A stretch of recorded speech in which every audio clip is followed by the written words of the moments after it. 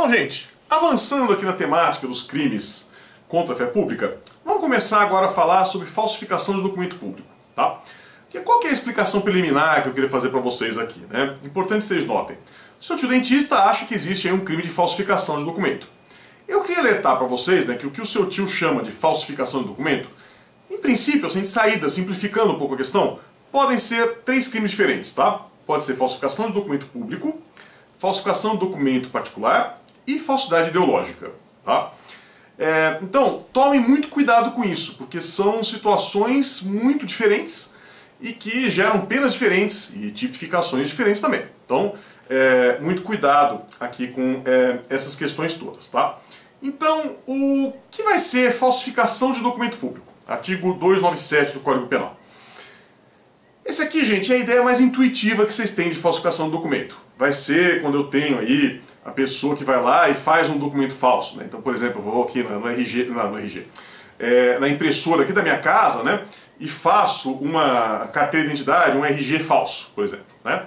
Então, digamos que seja isso. Isso pode ser uma falsificação de documento público, né? Eu faço um RG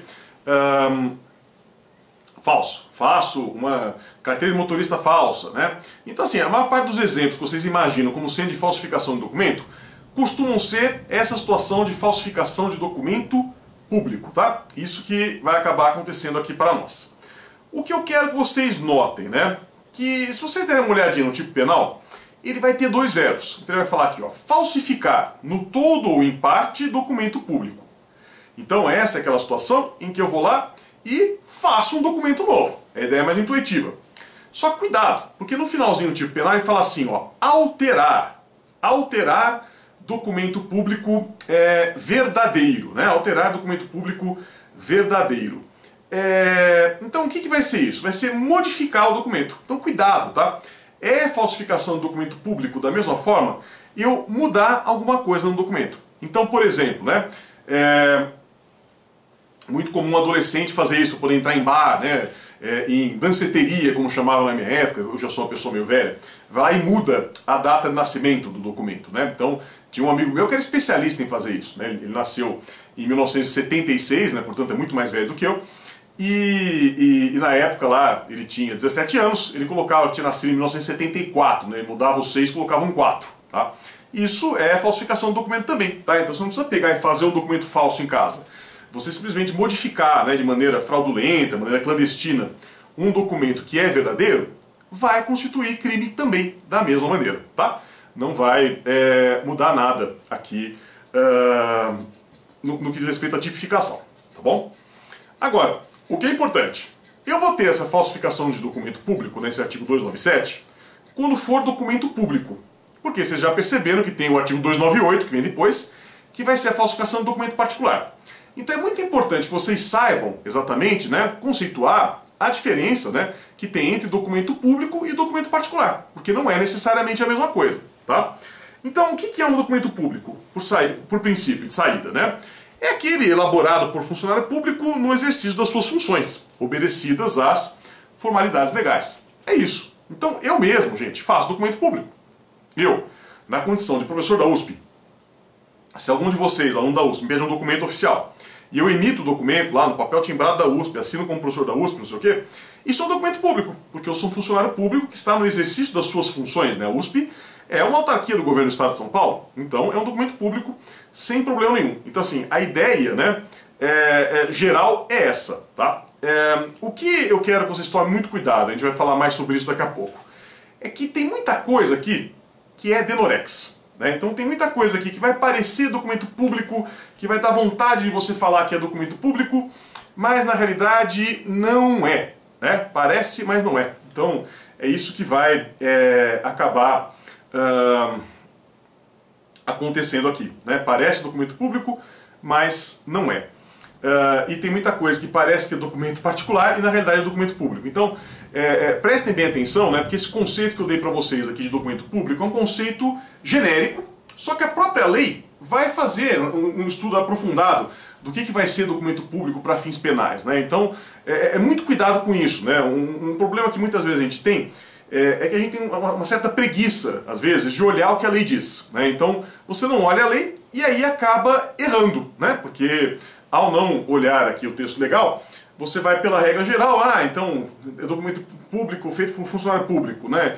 E às vezes você tem alguma exceçãozinha que você acaba não percebendo. Então muito cuidado com isso, tá bom?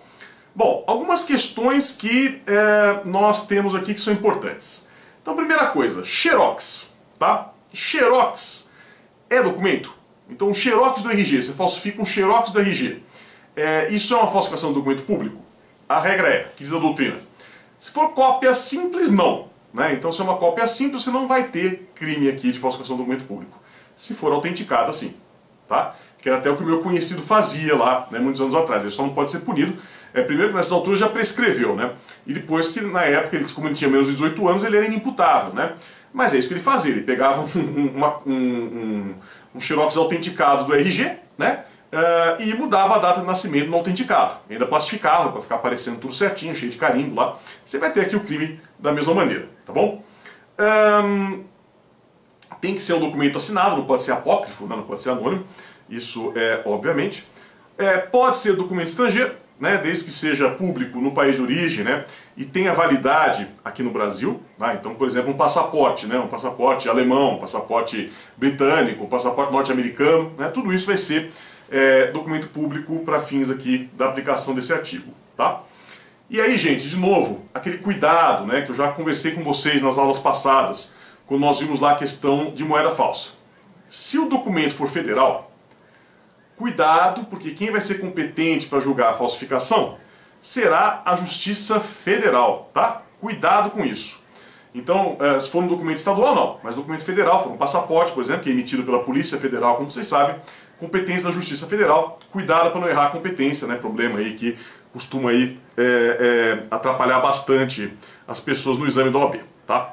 O parágrafo 2º é aquela armadilha que eu falei para vocês, que não chega a ser perigosíssima, porque se você tiver o cuidado de olhar o que o parágrafo 2º diz, você não erra, né? Você vai acabar sabendo exatamente o que é documento público para fins penais, tá? Mas você corre o risco, né? E essa é a armadilha de ter aquela preguiça. Não vou olhar, eu já sei. E aí você acaba errando, tá? Cuidado com isso.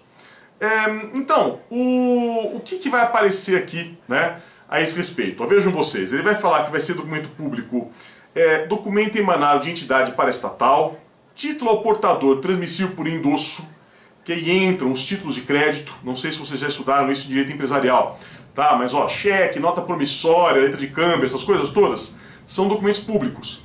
Mas o cheque é do Banco Itaú, que é um banco privado. É documento público para fins penais, tá? Não sei se é documento público lá para o direito civil. Aí vocês perguntam lá para o professor de direito civil, ele vai saber esclarecer melhor. Mas aqui para fins de tipificação, vai entrar como documento público. Cuidado, tá? Depois ainda, ó, ações de sociedade comercial, livros mercantis. E ó, não é muito comum aqui no Brasil, mas tem testamento particular. Também vai ser documento público, tá? Tudo isso é documento público. Cuidado, que é o que eu falei, é do Denorex, né? Parece que é documento particular, mas na realidade não é, né? Isso aqui vai ser documento público, tá? Então, isso que é importante vocês notem. Depois, no parágrafo 3º, a gente vai ter aqui também uma forma equiparada, que também vai trazer uma lista de coisas que não parecem ser documentos públicos, mas na realidade são documentos públicos, então vocês têm que tomar cuidado. Ó, folha de pagamento, ou documento de informações ser destinado a fazer prova para a Previdência Social, carteira de trabalho e Previdência Social, isso aí já seria documento público de qualquer maneira, né? Documento contábil ou qualquer outro documento relacionado com as obrigações da empresa. Então, muito cuidado aí com esses parágrafos todos, né? Porque eles vão trazer aí várias regrinhas, né? Que aparentemente não seriam falsificação do documento público e na realidade acaba sendo, né? E aí, no parágrafo 4º, você vai ter uma outra forma equiparada que vai dizer que vai incorrer nas mesmas penas quem omite nesses documentos aí anteriores, né? O nome do segurado, seus dados pessoais, remuneração, né? Alguma dessas informações aí que são obrigatórias e imprescindíveis, obviamente, tá bom? Passando aqui para considerações gerais sobre esse crime. Então a primeira, né? Sujeito ativo. Então aqui, ó, gente, qualquer pessoa, não precisa ser funcionário público. Toma cuidado, né? O funcionário público é quem faz o documento público de verdade. Mas a falsificação pode ser feita por qualquer pessoa.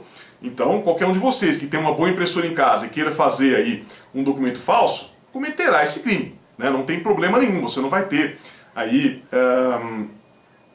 outros tipos de responsabilidade, né, por esse motivo, tá? E se for funcionário público? Aí aumenta a pena, né? Aumenta a pena em 1/6, como eu coloquei para vocês. É um crime que é sempre doloso, né? É meio difícil ter uma falsificação de documento culposa, né? Mas assim, como eu sei que vocês são muito criativos, eventualmente vocês podem pensar numa situação dessa. Falar, mas o cara vai lá, aperta o botão sem querer, né? Aquela mesma discussão que a gente teve lá na moeda falsa. É fato atípico, né? Fato atípico por absoluta falta de previsão legal, né? Então, o que se exige aqui, né, previsão legal, é que a gente tenha esse dolo, né? Então, se não existe o dolo, não tem crime, tá? Requisitos, também parecido lá com moeda falsa, né? Então, primeiro, uma falsificação idônea, ou seja, uma falsificação que seja apta a iludir, né, que consiga enganar alguém. Se for falsificação grosseira, o fato é atípico. Aí, de novo, né, vocês podem escrever aí a mesma discussão que teve lá do tal do homem médio, né, que eu já falei para vocês longamente sobre isso na última aula. Então, aqui mesma coisa, você vai entrar naquela discussão também, né, de não usar o homem médio, né, preferencialmente. Outro requisito que tem é a possibilidade de causar dano. Esse aqui é um requisito que não tem lá na moeda falsa, mas vai aparecer aqui, né? Quando a gente fala em falsificação do documento. Porque, gente, você aí tem algumas falsificações, né, que eventualmente são irrelevantes. E é aquela história que você já sabe, direito penal é a última ratio, né? O direito penal vai ser para tutelar só as coisas que são realmente muito importantes.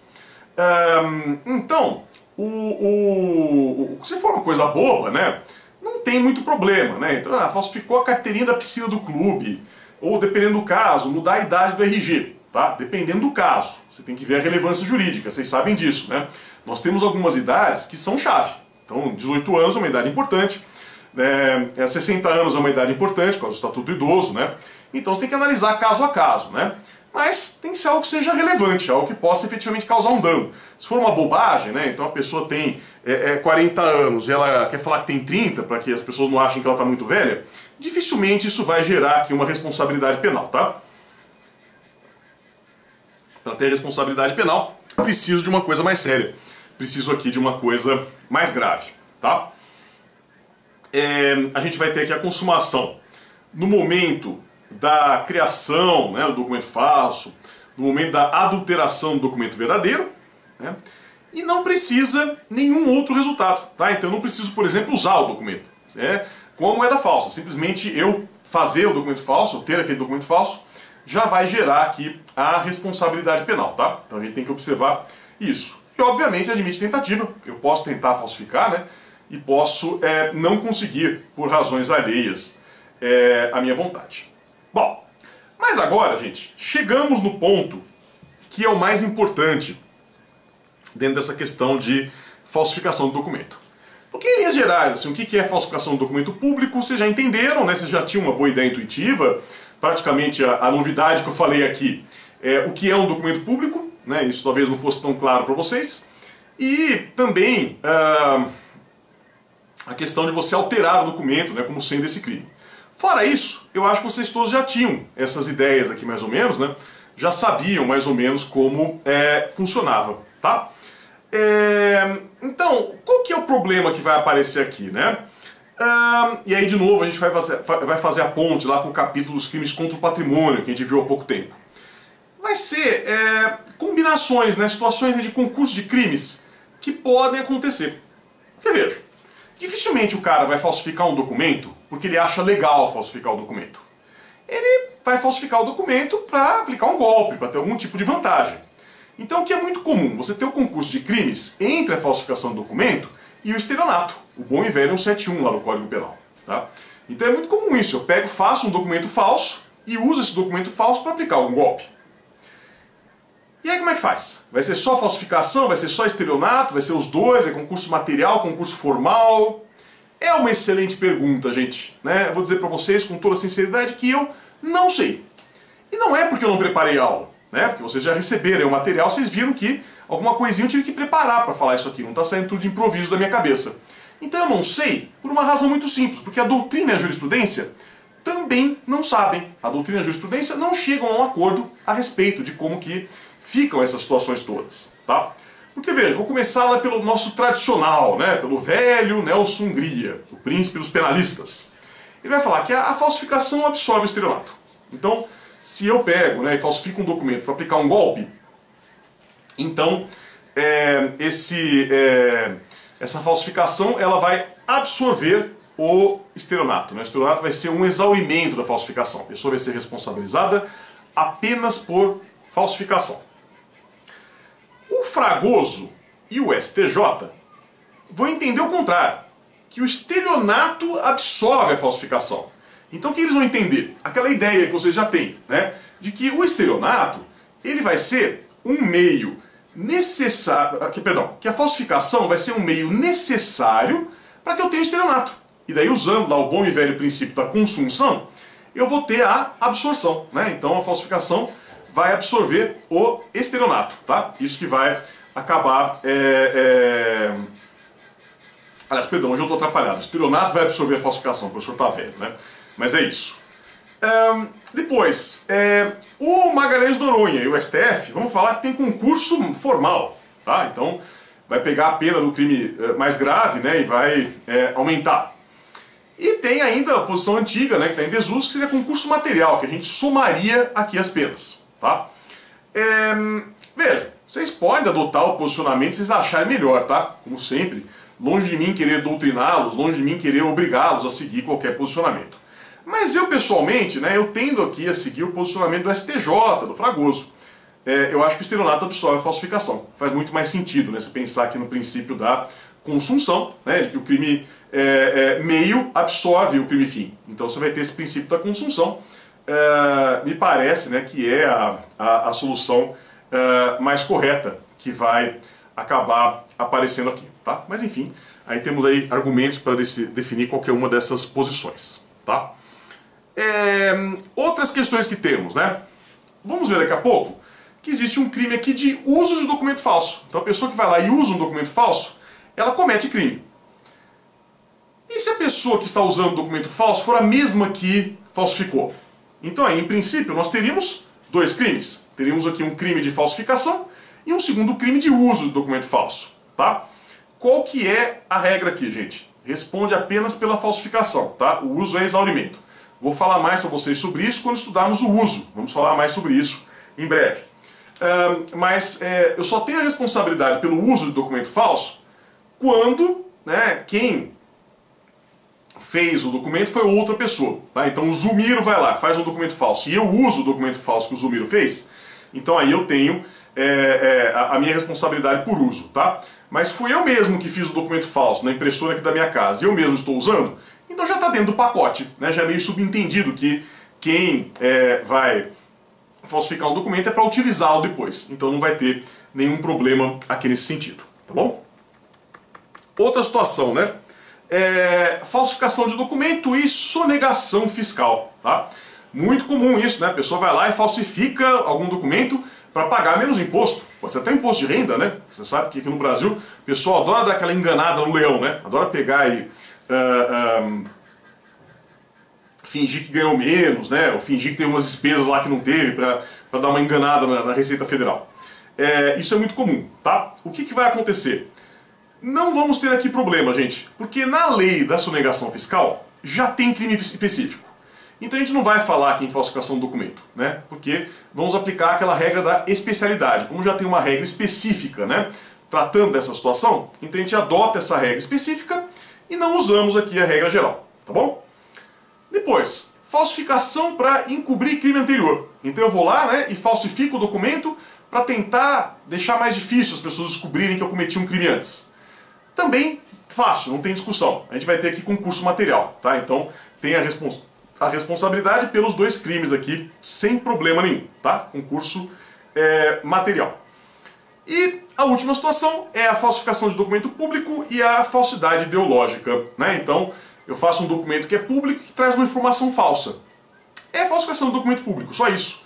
Obviamente, né? Porque é claro que dificilmente eu vou fazer um documento falso trazendo uma informação verdadeira. Até pode acontecer, né? Então se vocês forem criativos, Vocês podem pensar em alguma situação em que isso acontece. Vocês podem pensar, por exemplo, né, de um caso em que a pessoa vai na repartição pública, pede o documento e vai demorar 38 anos úteis para sair esse documento. E ele vai lá e faz um documento falso com uma informação que é verdadeira, só porque ele precisa do documento mais rápido, né? Não pode esperar os 38 anos úteis para sair o documento. Que já vai ser crime, não pode isso. Mas normalmente não é isso que vai acontecer. Normalmente quem falsifica o documento vai falsificar para colocar uma informação falsa, né? Tentar gerar lá um direito, né? Alguma coisa que na realidade não existe. Então, sendo assim, né? Não faz diferença, tá, gente? Eu falsificar um documento para colocar uma informação falsa ou falsificar um documento para colocar uma informação verdadeira vai ser rigorosamente a mesma coisa, tá? Não faz diferença nenhuma a falsificação do documento público, certo? Para terminarmos esse vídeo, duas palavrinhas aqui sobre falsificação de documento particular. Que esse aqui é muito fácil, gente. Se vocês olharem aqui o artigo 298 do Código Penal, o que vocês vão observar, né? Ele diz assim, ó: falsificar no todo ou em parte documento particular, ou alterar documento particular verdadeiro. Então vocês vão ver que o Francisco Campos fez um Ctrl+C, Ctrl+V. Ele não fez Ctrl+C ou Ctrl+V porque lá em 1940 não existia o Word ainda, né? Então não foi um Ctrl+C ou Ctrl+V, mas vocês vão ver que o tipo penal é igualzinho ao 297, o anterior. Qual que é a única diferença? Onde no 297 estava escrito documento público, aqui está escrito documento particular. Só isso, né? No mais, vai ser exatamente a mesma coisa, né? Vai ser rigorosamente a mesma situação que vai aparecer aqui nos dois, né? Então, na realidade, gente, a diferença é só essa, é o tipo de documento. Então, se você falsificar um documento público, é o 297, para um documento particular, é o 298. O que é um documento particular? Coloquei para vocês aí a definição, né? Então é aquele que é feito por particular sem intervenção oficial na Constituição e expedição. Até aí tranquilo. Qual que é o cuidado, gente? São aquelas exceçõezinhas que eu falei para vocês, quando a gente estava vendo o que era um documento público. Vocês têm que tomar cuidado porque tem muita coisa que parece documento particular, mas é público. Então como que eu faço para saber? Mais fácil impossível, é por eliminação, é residual. Então assim, o que não é documento público é documento particular, é simples assim. Então você está na dúvida? Dá uma olhadinha lá no 297, dá uma olhadinha naqueles documentos que aparecem lá, vê, né, o que aparece, se o documento lá no caso concreto que você está na mão, entra lá em algum daqueles. Se entrar, é documento público, então portanto vai ser artigo 297. Se não entrar, é 298, né, documento particular. É simples assim, não tem como vocês errarem, tá? No mais, vocês podem escrever aí, né? Quem quiser simplificar pode falar. Esse artigo aqui, 298, ele vai ser rigorosamente a mesma coisa do que o 297, né? A única coisa que muda é o tipo de documento. Tá bom, gente? É isso. Agradeço a atenção de vocês. Não percam na sequência, a gente fala sobre o 299, que é o crime importantíssimo de falsidade ideológica. Muito obrigado e até lá!